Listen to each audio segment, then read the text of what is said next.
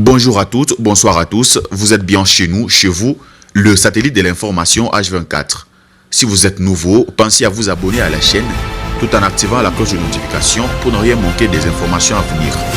Merci pour votre confiance.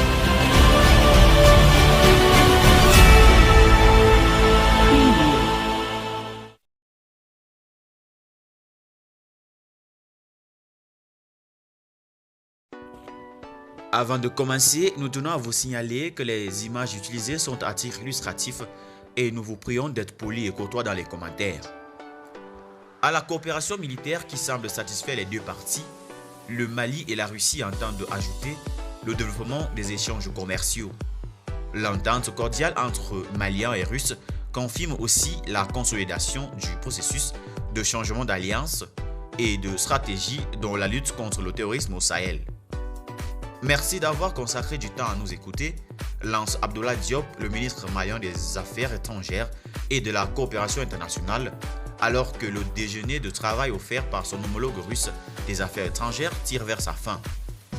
Nous ne comptons pas notre temps lorsqu'il s'agit d'échanger avec vous, répond Sergueï Lavrov.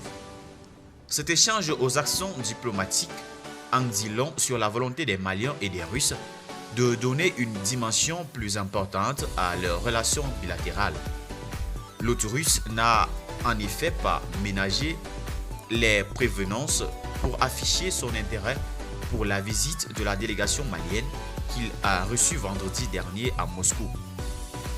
Pendant presque une demi-journée, Sergueï Lavrov et Abdoulaye Diop ont eu des échanges, d'abord en tête-à-tête, ensuite au cours d'une séance de travail élargie aux collaborateurs du chef de la diplomatie russe et aux autres ministres maliens présents à Moscou pour la circonstance. Un point de presse et un déjeuner ont clôturé les assauts d'amabilité, les marques de solidarité et les expressions de position partagées sur bien des dossiers de la scène internationale. Le ministre Diop, à l'entrée de jeu, fait comprendre que sa visite à Moscou était motivée par la recherche de solutions à des défis très pressants dont l'approvisionnement correct et durable de notre pays en biens de consommation comme les hydrocarbures, le blé, le ciment, les engrais. Le Mali a également besoin de l'expertise et la technologie russe dans la perspective de la relance des activités au niveau de la régie du chemin de fer.